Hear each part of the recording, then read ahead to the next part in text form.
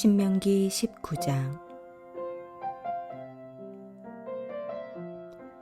내 하나님 여호와께서 이 여러 민족을 멸절하시고 내 하나님 여호와께서 그 땅을 내게 주심으로 내가 그것을 받고 그들의 성읍과 가옥에 거주할 때에 내 하나님 여호와께서 내게 기업으로 주신 땅 가운데서 새 성읍을 너를 위하여 구별하고 내 하나님 여호와께서 내게 기업으로 주시는 땅 전체를 세 구역으로 나누어 길을 닫고 모든 살인자를 그 성읍으로 도피하게 하라.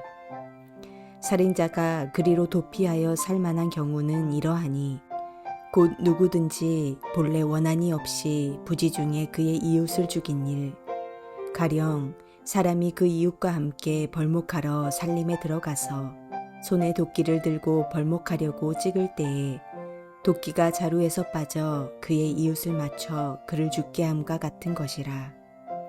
이런 사람은 그 성읍 중 하나로 도피하여 생명을 보존할 것이니라.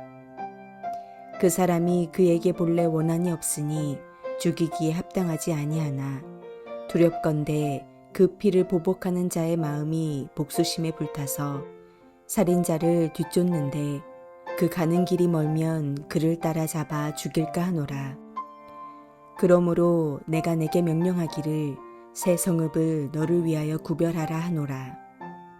내 하나님 여호와께서 내 조상들에게 맹세하신 대로 내 지경을 넓혀 내 조상들에게 주리라고 말씀하신 땅을 다 내게 주실 때 또 너희가 오늘 내가 너희에게 명하는 이 모든 명령을 지켜 행하여 내 하나님 여호와를 사랑하고 항상 그의 길로 행할 때에는 이 셋 외에 새 성읍을 더하여 내 하나님 여호와께서 내게 기업으로 주시는 땅에서 무죄한 피를 흘리지 말라. 이같이 하면 그의 피가 내게로 돌아가지 아니하리라.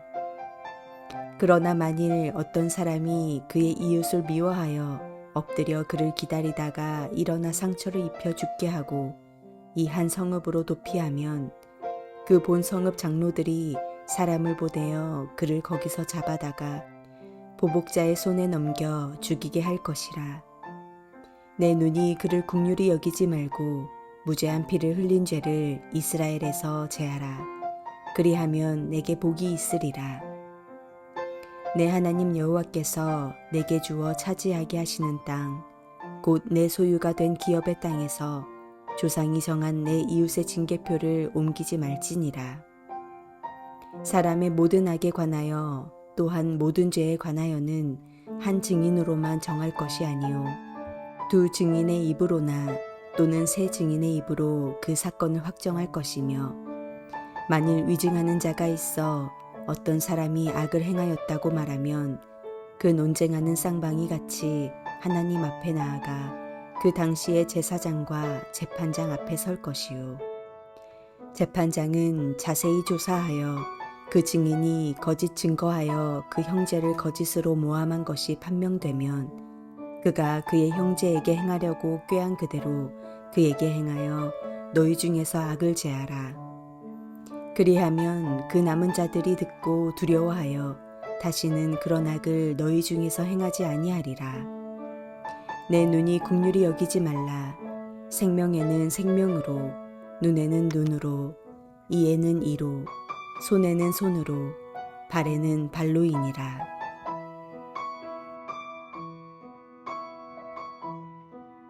신명기 19장에는 세 가지 규례가 등장합니다.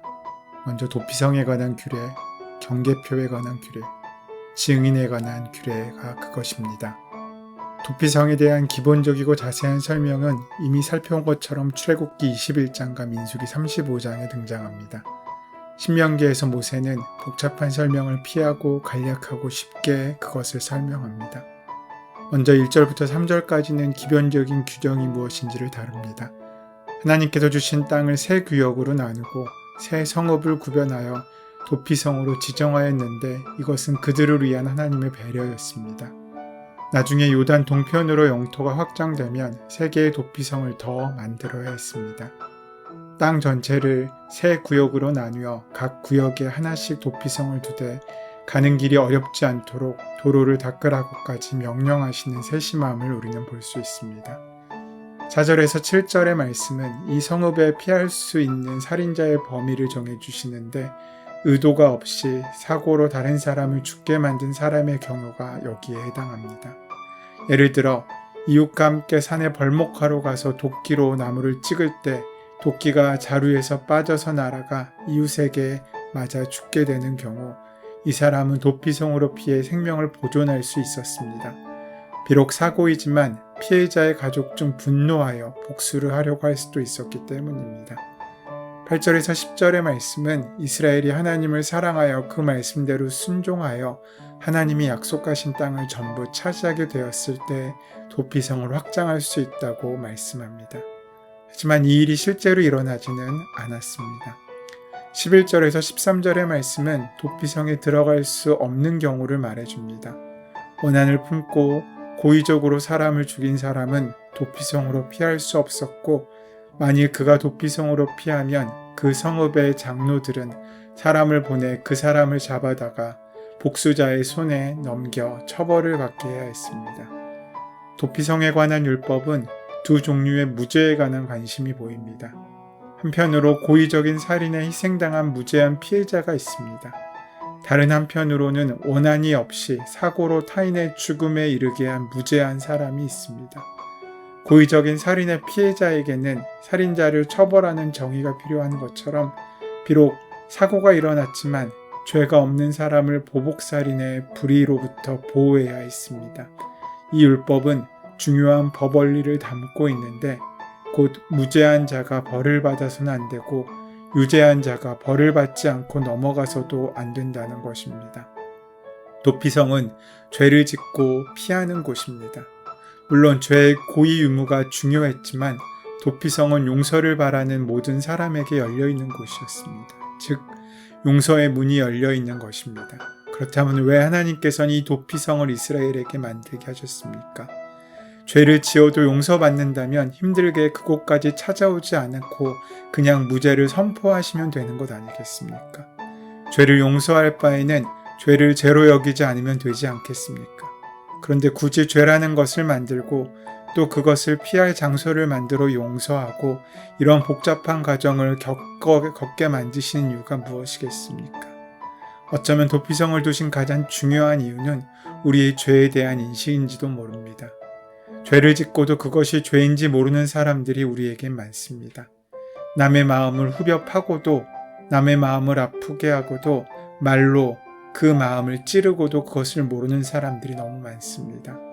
죄를 용서받을 수 있는 유일한 근거는 우리가 죄를 지었다는 고백이 존재할 때입니다. 내가 죄인임을, 내가 죄를 지었음을 인정하지 않을 때 용서도 우리의 것일 수 없습니다. 죄에 대한 인식과 고백이 없으면 용서도 없는 것입니다. 죄에 대한 아픔과 회개가 없으면 그 죄에 대한 용서와 긍휼도 없습니다.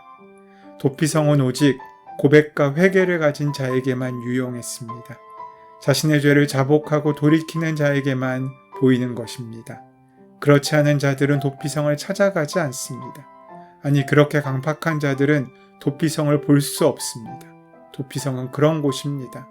하나님께서는 모든 사람의 죄를 용서하실 준비가 돼 있으셨지만 실제로 그 긍휼과 구원을 만나는 자들은 힘들고 어렵지만 도피성을 향하여 그 길을 떠나 그곳에 온전히 이른 사람들이었습니다. 하나님께 용서를 얻기 위하여 우리가 나아가고 걸어야 할 길이 있다는 것입니다. 잘못은 누구나 할 수 있습니다. 실수도 누구나 합니다. 잘못이나 실수가 치명적인 죄는 아닙니다. 우리에게 치명적인 죄는 그 잘못과 실수가 있음에도 인식하지 못하는 것입니다. 자신의 죄를 바라보지 못할 때, 그래서 자복하고 자백하지 못할 때, 회개 또한 없을 때 그것이 가장 치명적인 죄입니다. 그 죄에 휩싸이면 용서받을 기회를 놓칩니다. 우리에게 도피성이 있어도 도피성의 은혜를 누릴 수 없는 것입니다. 도피성은 연약한 우리를 향한 하나님의 사랑이고 은혜입니다. 그러나 하나님의 사랑도 은혜도 찾는 사람에게만 유용함을 우리는 기억해야 합니다. 오늘 본문은 우리에게 그 죄의 범위가 어디까지인지에 대해서도 보여주십니다. 이웃의 생명을 침해하는 행위, 곧 살인에 대한 말씀을 이어서 14절은 이웃의 재산을 침해하는 행동들을 관하여 말씀해주고 있습니다. 땅은 하나님께서 모든 이스라엘 백성에게 주신 선물입니다. 기업은 약속의 땅에서 하나님께서 돌보시고 공급하심을 경험하게 하는 은혜의 증거였습니다. 따라서 기업을 잃는다는 것은 경제적으로 끔찍한 문제일 뿐만 아니라 영적으로도 그랬습니다. 이웃의 재산과 생계를 위협할 뿐 아니라 하나님이 주신 선물을 훔치는 일이기 때문입니다.